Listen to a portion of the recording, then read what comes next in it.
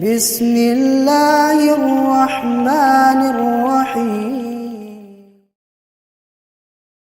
Bismillahirrahmanirrahim. Assalamualaikum warahmatullahi wabarakatuh.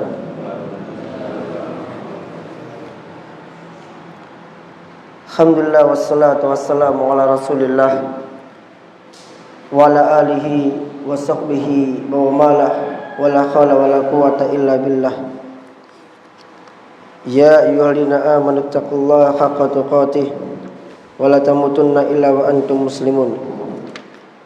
Ya ayuhan nasu taqu rabbakumul ladzi khalaqakum min nafsin wahidah wa khalaqa minha zawjaha wa batha minhuma rijalan katsiran wa nisaa'a wattaqullaha alladzi tasaaluna bihi wal arham innallaha kana 'alaikum raqiba.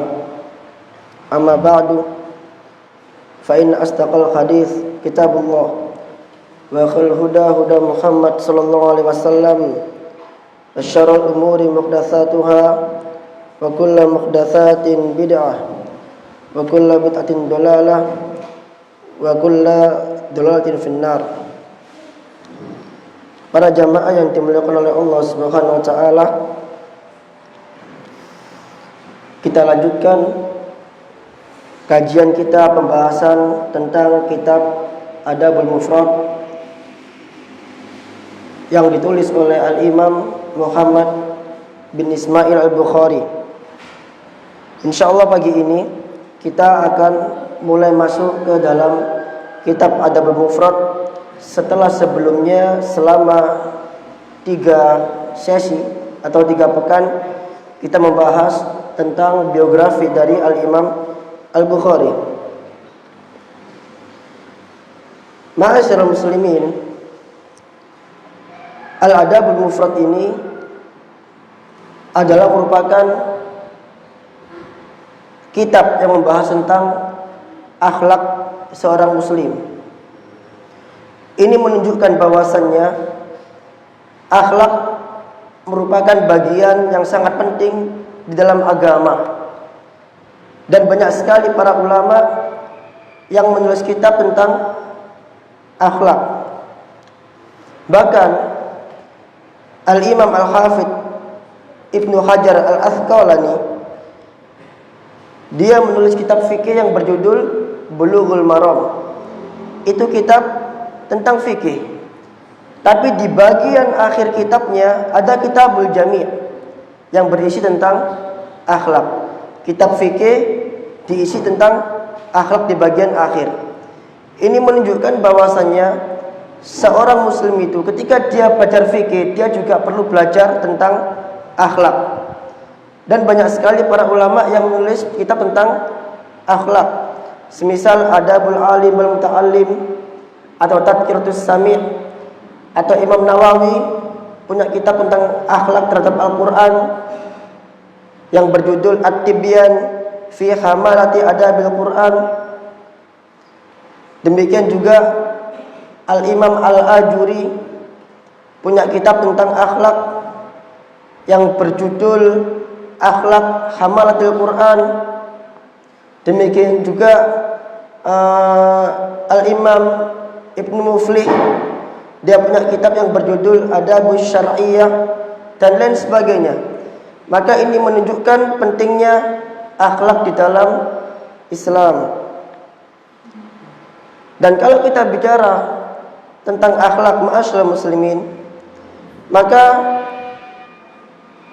Rasul sallallahu alaihi wasallam diutus ke dunia itu tidak hanya dengan misi mendakwakan tauhid. 2 misi yang diemban oleh beliau. Yang pertama mendakwakan keimanan, yang kedua adalah mendakwakan akhlak. Rasul alaihi salatu wasallam bersabda, "Innama bu'ithtu liutammima makarimal akhlak."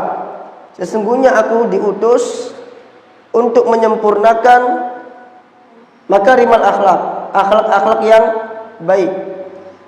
Dalam riwayat lain, innama bu'ithtu liutammima masalihal akhlak. Sesungguhnya aku diutus untuk menyempurnakan akhlak-akhlak yang solih. Karena beliau diutus untuk menyempurnakan akhlak yang baik, maka otomatis Allah anugerahkan beliau akhlak-akhlak yang baik, sehingga dia sallallahu alaihi wasallam menjadi orang yang paling berakhlak. Allah azza wa jalla berfirman, wa innaka la'ala khuluqin adzim. Dan sesungguhnya engkau Muhammad adalah orang yang memiliki akhlak yang agung, yang baik. Allah azza wa jalla juga berfirman dalam surah Al-Ahzab surat ke-33. Kalau kata Ustaz rahimahullah, ayatnya berapa? Lupa pasti. Penting hafalkan ayatnya, gitu. Kalau kata Ustaz begitu ya. Tapi saya nggak bisa menghafal ayat. Tapi beliau menghafal ayatnya. Tapi kalau saya nggak bisa hafal ayatnya, saya hanya bisa hafal suratnya. Karena pernah menghafal dulu. Allah azza wa jalla berfirman, laqad kana lakum fi rasulillahi uswatun hasanah. Dan sungguh telah ada pada diri Rasulullah SAW itu uswatun hasanah, teladan yang baik. Dan Allah azza wa jalla di dalam Al-Quran juga mengajarkan tentang akhlak terhadap para nabi. Di antaranya Allah azza wa jalla mengajarkan akhlak terhadap Musa alaihissalam ketika Musa menginjakkan kakinya di sebuah lembah bukit, di sebuah lembah yang suci, muqaddasi tua, lembah suci tua. Allah azza wa jalla mengatakan kepada Musa, fakhla'na laik innaka bil wadil muqaddasi tua. Wahai Musa, lepaslah kedua sandalmu, lepaslah kedua terompamu, karena sesungguhnya engkau berada di lembah suci tua. Ini akhlak, sopan santun ketika memasuki tempat suci. Lepaslah kedua terompamu. Bahkan Allah azza wa jalla juga mengajarkan akhlak dalam Al-Quran tentang bertamu. Misalkan Allah azza wa jalla berfirman dalam surah An-Nur, ya ayyuhalladzina amanu la tadkhulu buyutan ghaira buyutikum hatta tasta'nisu aw tusallimu ala ahliha. Wahai orang-orang beriman, janganlah kamu memasuki rumah yang bukan rumahmu, kecuali kamu minta izin dan mengucapkan salam kepada si tuan rumah. Ini akhlak. Dan Allah azza wa jalla juga menceritakan dalam Al-Quran bagaimana akhlak seorang murid dengan guru, yaitu ada pada kisah Musa alaihissalam. Ketika Musa alaihissalam belajar kepada Khidir, setelah sebelumnya Musa ditanya, siapakah orang paling berilmu di dunia ini? Maka Musa merasa bahwa dirinya adalah orang yang paling berilmu di dunia ini. Maka Allah menyuruh Musa untuk belajar kepada Khidir. Ketika akan belajar kepada Khidir, maka Khidir mengatakan, qala innaka lan tastati' ma iya sabra. Wahai Musa, kamu nggak akan sanggup sabar belajar sama aku. Ini termasuk akhlak dalam belajar, harus sabar. Maka Musa bilang, kan belum dicoba, aku pasti sanggup. Belum dicoba kok, coba dulu. Padahal Khidir sudah mengatakan innaka lan tastati. Khidir mengatakan dengan menggunakan kata lam, artinya kamu nggak akan pernah bisa sabar selama-lamanya sama aku. Musa pun nekat. Maka Khidir memberi syarat, ya udah, kalau kamu ingin belajar sama aku, wala tas'alni, jangan kamu wala tas'alni syai'an, jangan kamu tanya kepadaku sesuatu pun sampai akhirnya aku menjelaskan padamu. Namun ternyata seiring perjalanan Musa bertanya pada Khidir, padahal Khidir sudah bilang jangan tanya. Nah, ini akhlak dalam belajar, harus sabar sama guru, harus sabar sama guru. Maka setiap kali Musa tanya, Khidir mengatakan, qala alam aqul laka innaka lan tastati' ma'iya sabra. Musa, bukannya aku sudah bilang sama kamu kalau kamu nggak bakal bisa sabar. Nah, begitu. Sampai akhirnya Khidir marah dengan pertanyaan Musa, sehingga Khidir mengatakan, hada firaqu baini wa bainik wa bainak. Hai Musa, hari ini, saat ini juga adalah perpisahan antara diriku denganmu. Saunabbi'uka bita'wili ma lam tastati' ma'iya sabra. Dan aku akan menjelaskan kepadamu tentang hal-hal yang kamu nggak bisa sabar. Ini akhlak dalam belajar. Bahkan ma'asyiral muslimin, kajian Adabul Mufrad ini saya mendengar syarahnya beberapa hari yang lalu, yaitu ceramahnya Syekh Abdul Razak bin Abdul Muhsin Al-Badr. Beliau mengatakan, "Ishtu ma'a hadzal kitab." Aku sudah kajian bersama kitab ini, yakni Adabul Mufrad, bersama para mahasiswa Jami'ah di Madinah, para mahasiswa di Universitas Madinah, is'ina sanatan, selama 9 tahun. Jadi beliau ngaji Adabul Mufrad ini berapa tahun? 9 tahun. Kemudian beliau mengatakan, wa alaikum as-sabr. Maka kalian harus sabar kalau ngaji kitab ini sama saya. Saya teringat Ustaz Ridwan rahimahullah, bagaimana beliau lama sekali bahas kitab. Ternyata ada yang lebih lama daripada itu. Coba bayangkan kalau seandainya panjenengan berada di majelisnya Syekh Abdul Razak. Apakah jenengan akan mengatakan, kok nggak tamat-tamat sih? Kok cek suwe ini sih? Makanya Syekh mengatakan, antum harus sabar. Saya ngaji kitab ini bersama para mahasiswa Madinah itu 9 tahun. Beliau mengatakan, nata'ammal haditsan wa haditsan. Kita renungi hadis per hadis, atharon wa atharon, athar, tiap athar dari athar per athar, ayatan wa ayatan, setiap ayat demi ayat direnungin. Jadi kalau ada ayat dijelasin dulu panjang lebar. Walhasil, ma'asyiral muslimin, judulnya saja dibahas sama Syekh Abdul Razak 1 jam. Judul, bukan hadisnya, masih judulnya saja. Jadi sebelum ada hadis, atasnya itu ada nama judulnya, nama kitabnya. Itu dibahas 1 jam, belum hadisnya. Maka sabar, ini akhlak dalam belajar sebagaimana dicontohkan oleh Musa dan Khidir.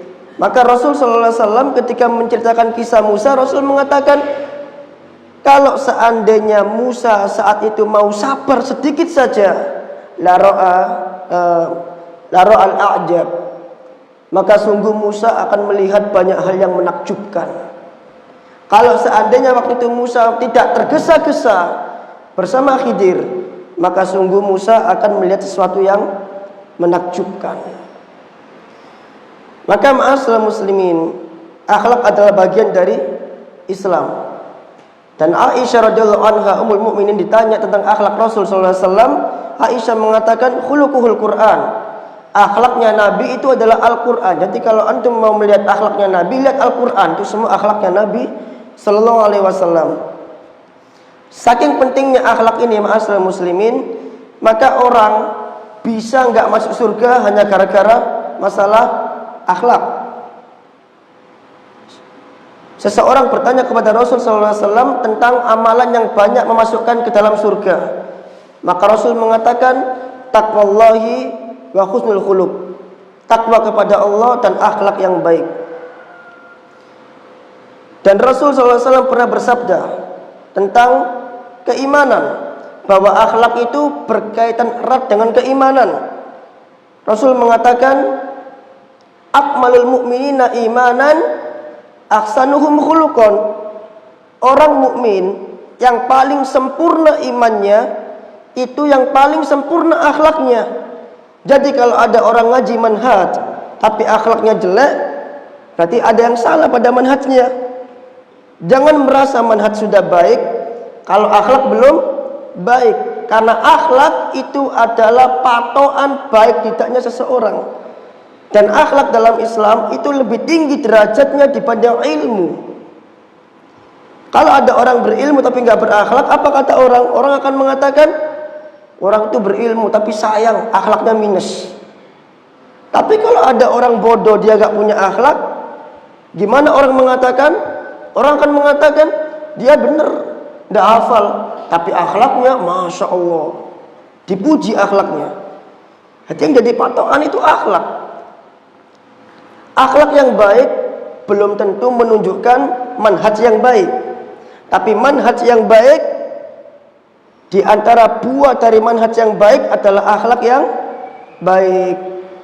Jadi kalau ada orang mengaku akhlaknya baik, mengaku manhajnya baik, imannya baik, tapi akhlaknya tidak baik, maka pada hakikatnya itu tidak baik. Karena Rasulullah SAW mengatakan, la yastaqimul iman, tidaklah lurus iman seseorang sampai lurus hatinya, dan tidak lurus hatinya sampai lurus lisannya. Artinya kalau lisannya lurus, maka imannya juga lurus. Nabi sandingkan akhlak dengan keimanan. Di hadis lain juga Nabi juga sandingkan akhlak dengan keimanan.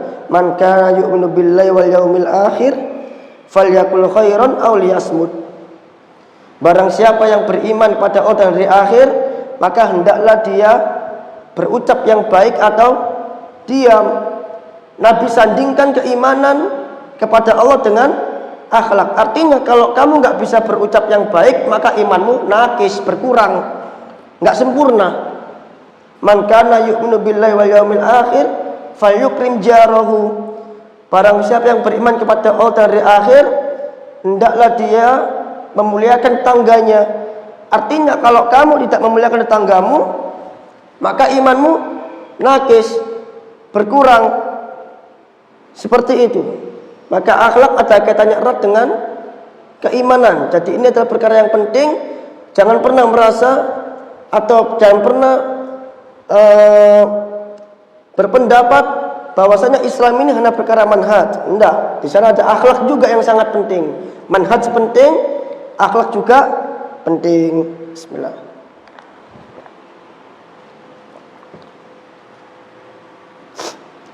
Kemudian ma'asyiral muslimin rahimani wa rahimakumullah, Al-Adabul Mufrad ini adalah kitab yang ditulis oleh Al-Imam Al-Bukhari rahimahullah. Merupakan kitab adab yang ditulis oleh Al-Imam Bukhari rahimahullah. Padahal sebelumnya Al-Imam Bukhari sudah menulis kitab tentang adab. Yang mana kitab tentang adab ini itu ada pada Sahih Bukhari. Jadi kalau panjenengan lihat Sahih Bukhari, di dalam Sahih Bukhari itu ada kitab tentang adab. Ada kitab tentang adab. Tapi ternyata Al-Imam Bukhari menulis lagi kitab tentang adab yang tidak termasuk hadis-hadis di dalam Sahih Bukhari, di dalam bab Kitabul Jami'.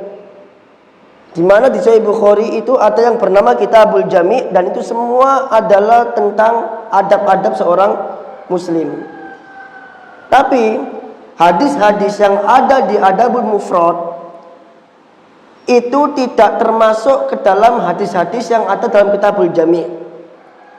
Artinya adalah hadis-hadis yang ada dalam Adabul Mufrad itu tidak ada di dalam Kitabul Jami'. Kitabul Jami' ini adalah nama kitab di dalam Sahih Bukhari. Sahih Bukhari itu ada kitab, nama kitabnya, nama babnya baru hadis. Ada kitab Thaharah, kitab Badul Wahyi, permulaan wahyu. Ada kitab bab hadis, itu Sahih Bukhari. Nah, hadis-hadis yang tidak sesuai dengan syarat Sahih Bukhari tentang akhlak sama Imam Bukhari dikumpulkan menjadi kitab tersendiri yang bernama Adabul Mufrad. Itulah kenapa dinamakan Adabul Mufrad. Mufrad itu artinya yang terpisah, yang tersendiri. Sehingga artinya Adabul Mufrad itu adalah adab-adab yang pisah. Yang tidak sesuai hadisnya sahih tapi tidak sesuai dengan syarat sahih Bukhari, maka disendirikan oleh Al-Imam Bukhari rahimahullah. Dan ma'asyiral muslimin rahimani wa rahimakumullah, akhlak ini tidak hanya berkaitan dengan manusia, tapi akhlak ini terkadang dia berkaitan dengan Allah Azza wa Jalla. Akhlak kepada Allah, akhlak kepada Rasul, dan akhlak kepada sesama manusia. Adabul mufrad ini dia membahas tentang akhlak kepada sesama manusia. Dan akhlak kepada sesama manusia itu berkaitan dengan bagaimana muamalah sosial sehari-hari bersama kepada sesama manusia. Dan akhlak kepada sesama manusia ini, ma'asyiral muslimin, dia dilakukan sesuai dengan kadar kedudukan manusia tersebut. Semakin tinggi kedudukan manusia tersebut, maka dia lebih diutamakan di dalam akhlak. Oleh karenanya, ma'asyiral muslimin, bagian pertama dari adabul mufrad ini itu adalah tentang birrul walidain, tentang berbakti kepada orang tua. Kenapa? Karena orang tua adalah manusia yang paling utama, lebih didahulukan dalam masalah akhlak. Maka akhlak itu dilakukan sesuai dengan kadar kedudukan seseorang tersebut. Semakin tinggi kedudukannya, maka dia semakin diutamakan.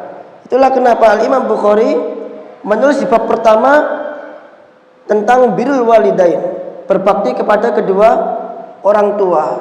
Karena kedua orang tua adalah orang yang aula, lebih utama untuk kita berbakti kepada keduanya.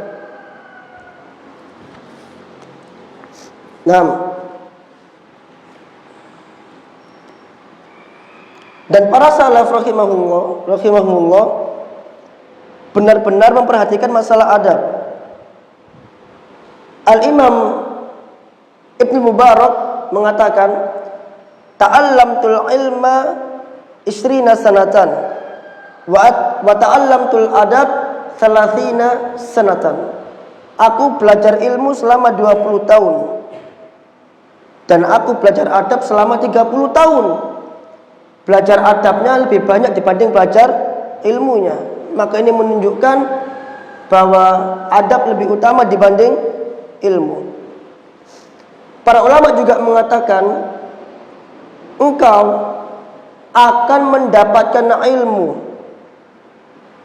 sebesar seberapa besar engkau menerapkan adabmu.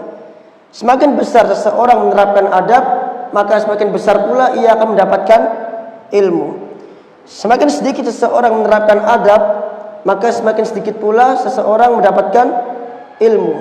Maka ilmu didapat sesuai dengan kadar seberapa besar engkau memiliki kesopanan di dalam belajar. Kita baca kitabnya, bismillahirrahmanirrahim. Babu qaulihi ta'ala wa wasainal insana biwalidayhi husna. Bab firman Allah Ta'ala, wa wasainal insana biwalidayhi husna, dan kami wasiatkan kepada manusia agar berbuat baik kepada kedua orang tuanya. Haddatsana Abul Walid, telah menceritakan kepada kami Abul Walid, qala, dia berkata, haddatsana Syu'bah, qala, telah menceritakan kepada kami Syu'bah, dia berkata, Al-Walid ibn al-Aizar akhbaroni, Al-Walid bin Aizar mengabarkan kepadaku, qala, dia berkata, sami'tu Aba Amr Asy-Syaibani yaqulu, aku mendengar Abu Amr Asy-Syaibani berkata, haddatsana sahibu hadhihi dar, telah menceritakan kepadaku pemilik rumah ini. Wa auma abiyadihi ila dari Abdillah. Dan pemilik rumah ini memberi isyarat kepada rumah seseorang yang bernama Abdullah. Antum perhatikan di sini, apabila Al-Imam Bukhari menulis kata Abdullah di dalam Sahih Bukhari, maka yang dimaksud adalah Abdullah ibn Mas'ud. Dikatakan di syarat di sini, apabila Al-Imam Bukhari memutlakkan nama Abdullah di dalam sanad, di dalam Sahih Bukhari atau di dalam hadisnya, maka fal muradu bihi ibnu Mas'ud. Maka yang dimaksud dengan Abdullah di sini oleh Imam Bukhari adalah Abdullah ibnu Mas'ud radhiyallahu anhu. Dan dia termasuk salah seorang pemuda yang belajar kepada Rasul sallallahu alaihi wasallam. Qala Ibnu Mas'ud, Abdullah ibnu Mas'ud berkata, "Sa'altun Nabiyya sallallahu alaihi wasallam." Aku bertanya kepada Nabi sallallahu alaihi wasallam, "Ayyul a'mali ahabbu ilallahi azza wajal?" Amal apakah wahai Rasulullah yang paling dicintai oleh Allah azza wajal? Qal, Rasul menjawab, as-salatu ala waktiha, salat tepat waktu. Qultu, aku berkata, kata Ibnu Mas'ud, summa ayyu, kemudian apa lagi? Qala summa birrul walidain, kemudian berbakti kepada kedua orang tua. Qultu, kemudian aku berkata, summa qal, lalu apa lagi ya Rasulullah? Summal jihadu fi sabilillah, kemudian jihad di jalan Allah. Qala haddatsani bihinna, perawi mengatakan haddatsani bihinna, kemudian telah menceritakan kepadaku tentang amal-amal tersebut. Walau istazattuhu, kalau seandainya aku kepingin nambah, mau tanya lagi, summa ayyu, apalagi ya Rasulullah, lazadani, tentu Rasulullah akan menambah jawabannya kepadaku. Ma'asyiral muslimin, syara adabul mufrad adalah syara yang sangat singkat-singkat. Tidak seperti tafsir, tidak seperti penjelasan akidah. Cukup singkat-singkat. Dan kalau seandainya kita baca syarahnya, maka kita tidak akan mendapatkan faedahnya. Maka dalam membahas hadis ini, insya Allah ke depan dan seterusnya, kita akan membahas faedah, poin per poin. Misalkan hadis ini, faedahnya apa saja. Seperti itu. Itu saya ringkas dari kitab ini dan juga saya tambahkan dari kitab-kitab lainnya. Karena kalau kita hanya memakai satu syarah ini saja, yang merupakan syarah yang direkomendasikan oleh Syekh Al-Albani rahimahullah, Fathullahis Somad fi Tawdihil Adabil Mufrad, syarah yang cukup bagus, sangat panjang. Dia banyak sekali menjelaskan para perawi, banyak sekali menjelaskan tentang faedah-faedah bahasa. Jadi sedikit sekali menjelaskan tentang faedah hadisnya. Sehingga kalau kita membahas letter persis seperti syarat di sini, maka akan sangat panjang dan tidak semuanya kita butuh. Seperti tadi ada sanad, maka dijelaskan secara ini, siapa Abdul Walid, siapa Syu'bah, siapa Abdullah bin Mas'ud, dijelasin. Nah, kalau kita baca itu sepertinya juga tidak seberapa kita butuhkan dan akan memakan waktu yang sangat banyak. Akan tetapi kita membahasnya lebih kepada memperhatikan faedah-faedah dari hadis Nabi Sallallahu Alaihi Wasallam. Kata amal, kata Syekh Abdul Razak, kita renungin, kita perhatikan dan kita ambil faedahnya. Sehingga dengan demikian panjenengan bisa mencatat faedah dari hadis tersebut poin per poinnya. Karena saya akan meringkasnya dan saya akan mengatakan poin-poinnya 1, 2, 3 seperti itu. Yang pertama, ma'asyiral muslimin, bab firman Allah Azza wa Jalla, wa wasainal insana biwalidayhi ihsana, dan kami wasiatkan kepada manusia untuk berbuat baik kepada kedua orang tuanya. Maka ketahuilah ma'asyiral muslimin, ini poin pertama yang harus antum catat, bahwasanya Allah Azza wa Jalla memerintahkan kita untuk berbakti kepada kedua orang tua dalam banyak ayat. Bahkan Allah Azza wa Jalla mengambil perjanjian dari Bani Israel. Salah satu isi perjanjiannya adalah berbakti kepada kedua orang tua. Rasul SAW mengatakan, Allah Azza wa Jalla berfirman, wa id akhadna mitsaqa Bani Israel. Dan ingatlah ketika kami mengambil perjanjian dari Bani Israel. Siapa Bani Israel? Umatnya Nabi Musa. Kenapa dinamakan Bani Israel? Barakallahu fiik Pak Gun. Karena dia termasuk anak cucunya Nabi Yakub. Nabi Yakub itu nama lainnya adalah Israel. Il itu dalam bahasa Arab. Kalau dalam bahasa Ibrani Israel. Seperti itu. Ismail itu bahasa Arab. Kalau dalam bahasa Ibrani, bahasa Yahudinya Ismael. Semua yang il itu memakai kata L. Kenapa nggak dinamakan Israel? Al-Imam Al-Qurtubi dalam tafsirnya beliau mengatakan Isra itu artinya perjalanan malam. El itu artinya Abdullah, hamba Allah. Sehingga Nabi Yakub alaihissalam dia dinamakan Israel karena dia adalah seorang hamba Allah yang suka berjalan pada malam hari untuk beribadah kepada Allah Azza wa Jalla. Dan dia memiliki 12 anak. Dia memiliki 12 anak. Dan dari 12 anak inilah lahirlah 12 suku Yahudi. Makanya ketika Nabi Musa alaihissalam menyeberang Laut Merah, dia melemparkan tongkatnya ke laut dan laut itu membelah menjadi 12 jalur. Karena sukunya ada berapa? 12. Termasuk Nabi Yusuf di situ adalah nabi-nabi dari Bani Israel. Maka Allah Azza wa Jalla mengambil perjanjian dari Bani Israel. Di antara perjanjiannya adalah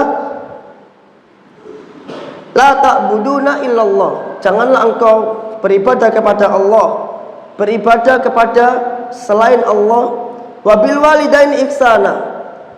Dan berbuat baiklah kepada kedua orang tua. Bahkan Allah Azza wa Jalla ma'asyiral muslimin mewasiatkan kepada kita untuk berbuat baik kepada kedua orang tua di 3 surat.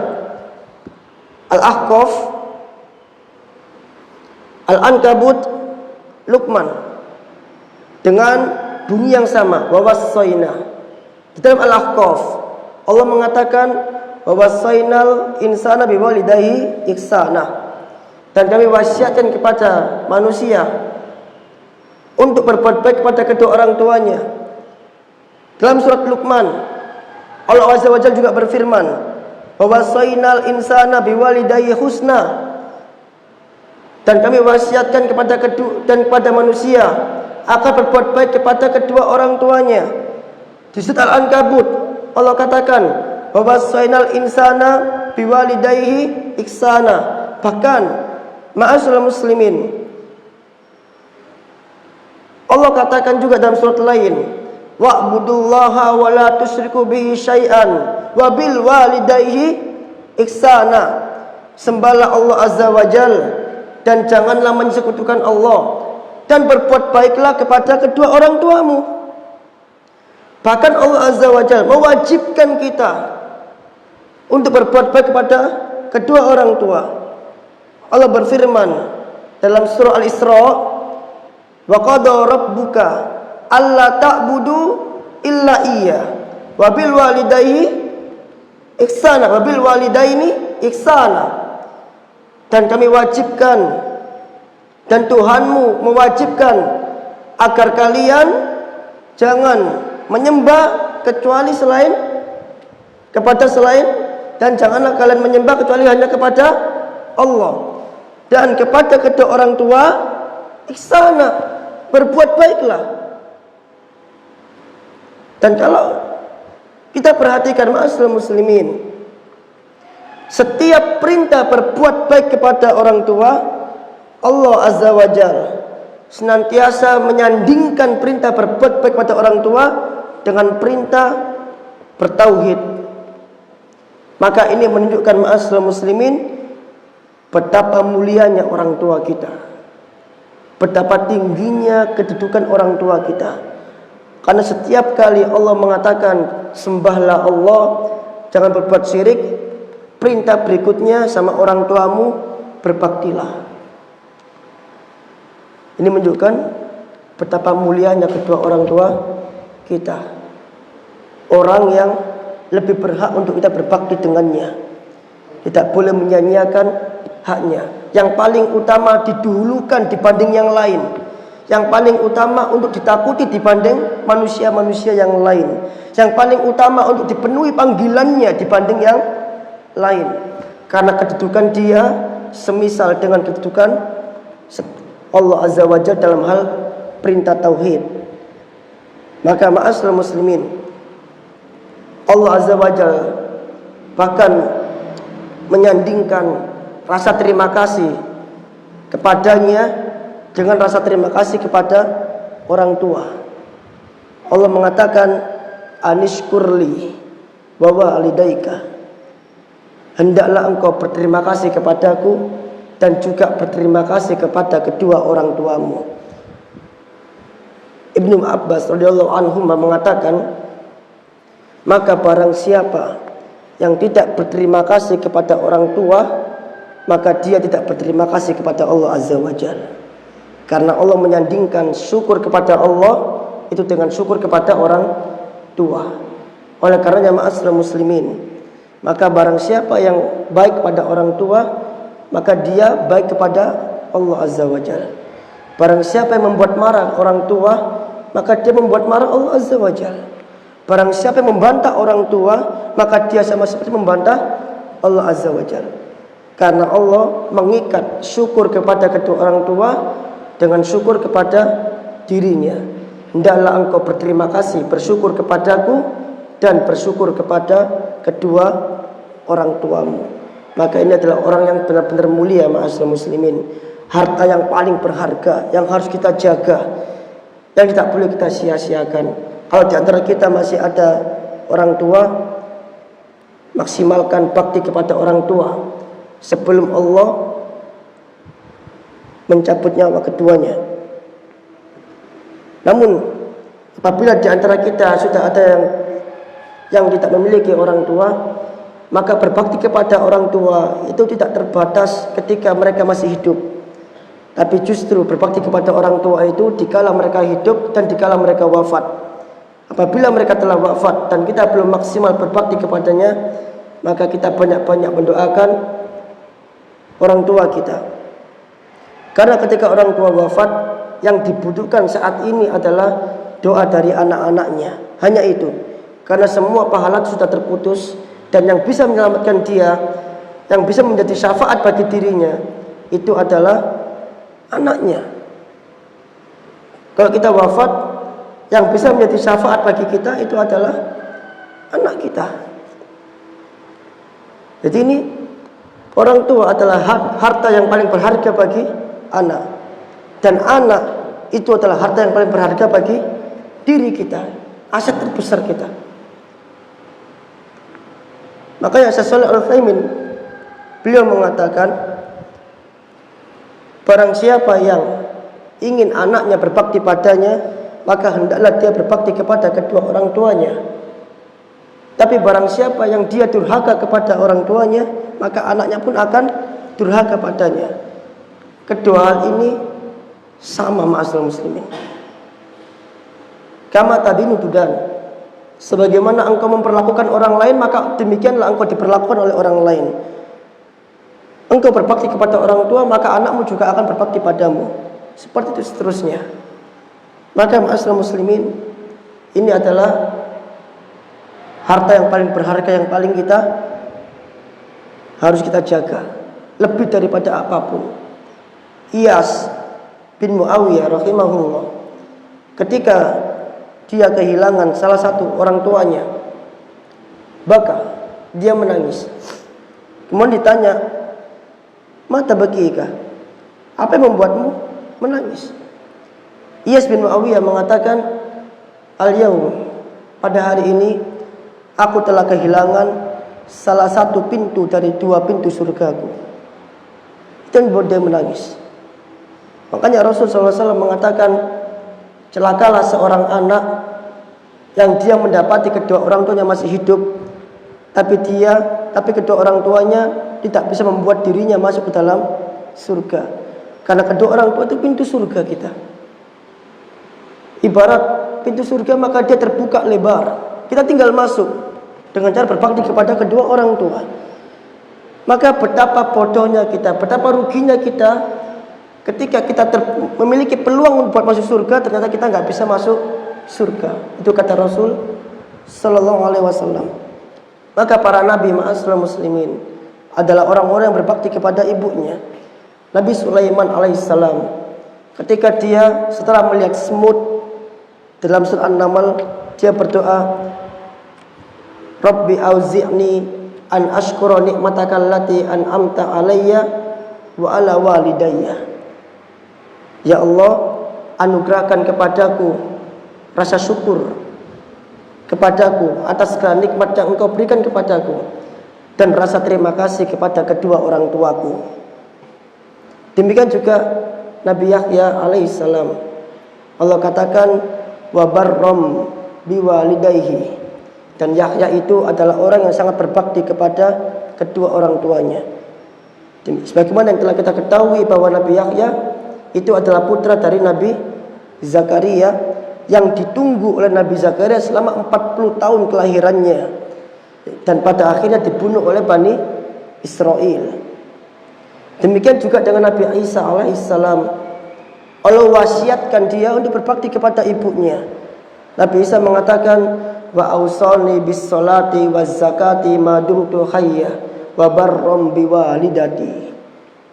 Dan aku diwasiatkan, diperintahkan oleh Allah untuk mendirikan salat, menunaikan zakat, madumtu hayya, selama aku hidup, dan berbakti kepada ibuku karena dia nggak punya bapak, dan berbakti kepada ibuku. Maka barang siapa yang berbakti kepada orang tuanya, maka dia telah mewarisi sifat-sifat para nabi. Dan ma'asyiral muslimin, yang paling penting di sini adalah ketahuilah bahwasannya dunia itu tidak akan pernah sama antara ketika orang tua kita masih hidup dengan ketika orang tua kita sudah wafat. Ketika orang tua masih hidup, kita masih ingat dulu yang masih punya orang tua. Meskipun kita sudah menikah, orang tua kita masih menganggap kita sebagai anaknya yang masih kecil, yang harus dibawain bekal, yang harus dikasih uang, yang harus dibantu dalam merawat anak. Masih dianggap sebagai anaknya yang dulu masih kecil. Barangkali mereka kangen sama kita, kangen masa kecil kita, karena kita udah menikah, udah dewasa, dan mereka udah semakin tua, semakin sepuh. Maka ketika mereka sudah wafat, dunia sudah berbeda dengan sebelumnya. Yang sebelumnya kita hari raya hadir, kita cium tangannya, nggak ada lagi. Yang sebelumnya kita datang ke rumah orang tua kita, ada makanan, nggak ada lagi. Udah beda. Yang sebelumnya ketika kita ada masalah, kita bisa curhat ke orang tua kita, nggak ada lagi. Yang sebelumnya saya pulang ke rumah itu ada kulkas, itu selalu terisi makanan. Maka saya membayangkan kalau ibu bapak saya sudah nggak ada, maka ini kulkas akan kosong. Gak ada lagi yang menyiapkan. Dan ketika orang tua kita wafat, maka kita akan menghadapi dunia baru. Semuanya serba sendiri. Menjadi dunia yang berbeda dibanding sebelumnya. Maka ma'asyiral muslimin, hendaklah kita berbakti kepada kedua orang tua kita.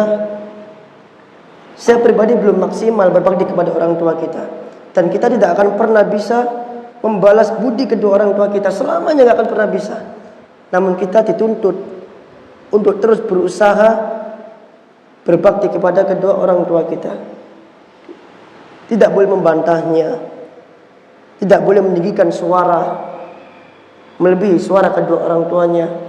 Bahkan para ulama mengatakan, kalau seandainya kedua orang tuamu duduk di atas, kamu duduk di bawah, jangan sejajar, dalam rangka memuliakan kedua orang tua.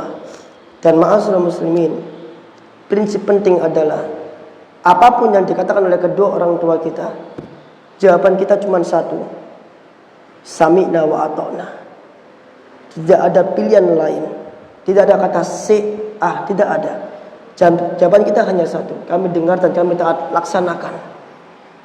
Tidak ada penundaan. Dan ketika kita menyakiti kedua orang tua kita, maka segeralah minta maaf. Ibnu Abbas mengatakan, membuat nangis kedua orang tua kita itu sama seperti bentuk kedurhakaan kepada kedua orang tua kita. Membuat nangis kedua orang tua kita. Dan apabila diperintah oleh orang tua kita, maka tidak ada pilihan lain, jawaban lain, kecuali kita harus taat dan melaksanakan saat itu juga. Maka ma'asyiral muslimin rahimani wa rahimakumullah, kita mentadaburi ayat wa wasainal insana biwalidayhi ihsana. Dan kalau kita bahas lagi akan sangat panjang pembahasannya, karena di sana ada kisah-kisah para imam yang dia berbakti kepada kedua orang tua. Bahkan Pak Mas'ul Muslim, di antara cara agar doa diijabah itu adalah berbakti kepada kedua orang tua. Tidaklah Nabi SAW menyuruh Umar bin Khattab ketika ketemu Uwais, "Hei Umar, nanti kalau kau ketemu Uwais, minta doa sama Uwais, karena doanya Uwais itu diijabah." Apa sebab dia ijabah doanya? Nabi mengatakan, fa innahu barun liwalidatihi. Karena Uwais itu adalah orang yang sangat berbakti sama ibunya. Itulah sebab dia diijabah doanya. Maka berbakti pada orang tua, ma'asyiral muslimin, itu adalah kunci kebahagiaan dunia dan akhirat. Dan durhaka kepada orang tua itu adalah kunci kesengsaraan dunia dan akhirat. Dan apabila kita ingin dipermudah urusan kita, berbakti saja kepada kedua orang tua, maka seakan-akan Allah Azza wa Jalla akan membuka langitnya lebar-lebar, menurunkan kemudahan-kemudahan bagi siapapun yang ingin berbakti kepada kedua orang tua. Mungkin hanya ini yang bisa saya sampaikan untuk majelis kali ini. Mentadaburi kitab Wasainal Insana biwalidayhi ihsana. Barangkali minggu depan akan ada faedah-faedah lain tentang hadis di bab yang pertama tentang birrul walidain. Semoga bermanfaat. Apa barangkali ada yang bertanya? Silakan, tapi tidak banyak-banyak.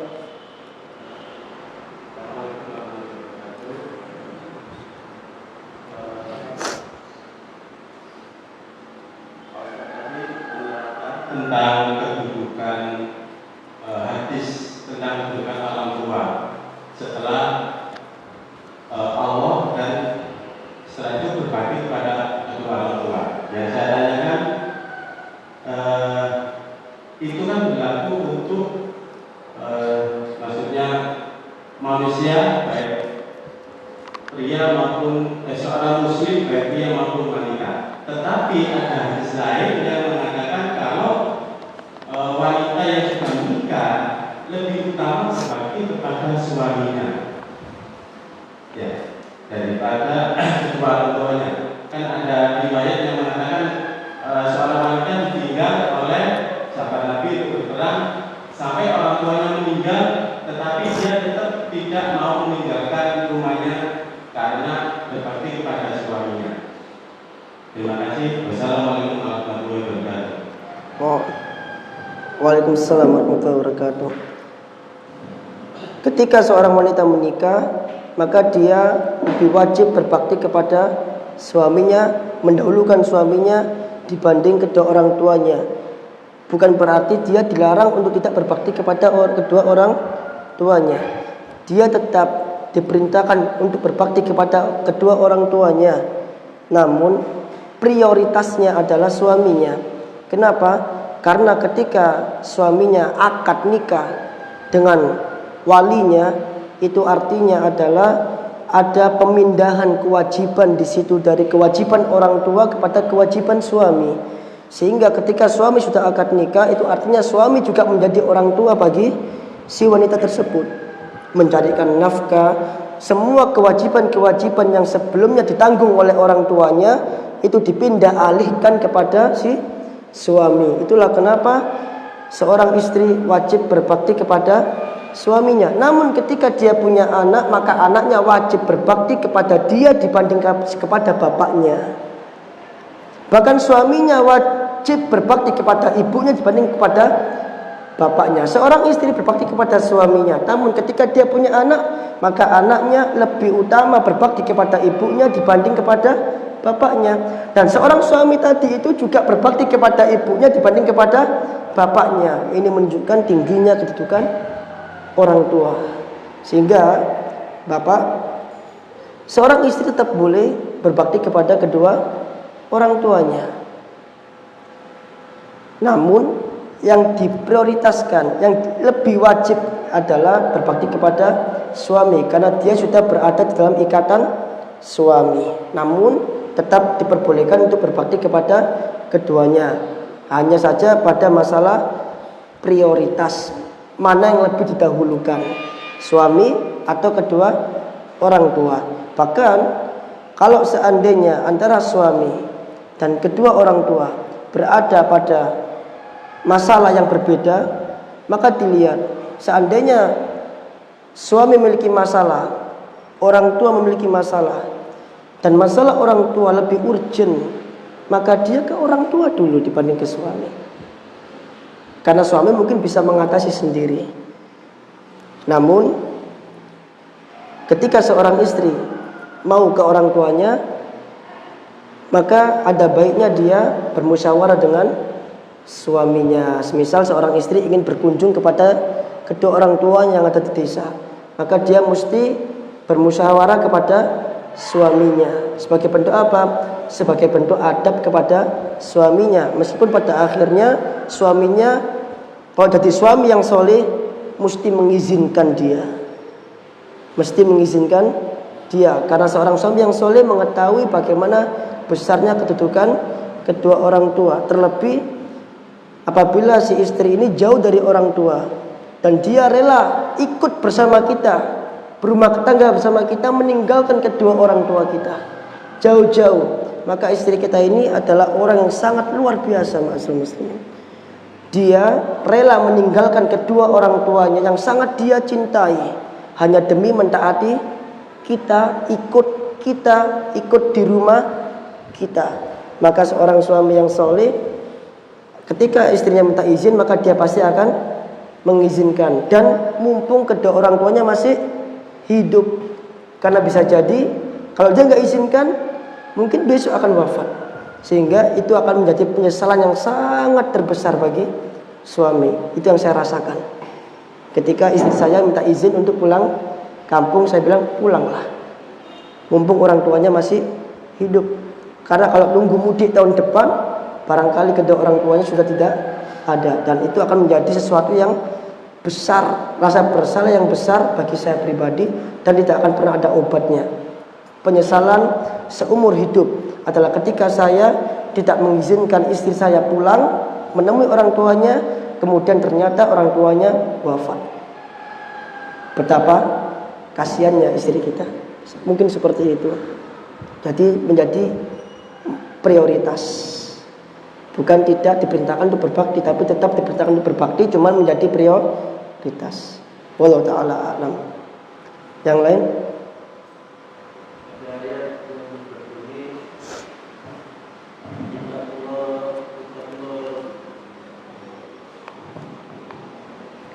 Kita Allah dan ada Rasul mau minum. Korelasinya gimana antara ketika dibentukkan pemimpin dan orang tua? Maksudnya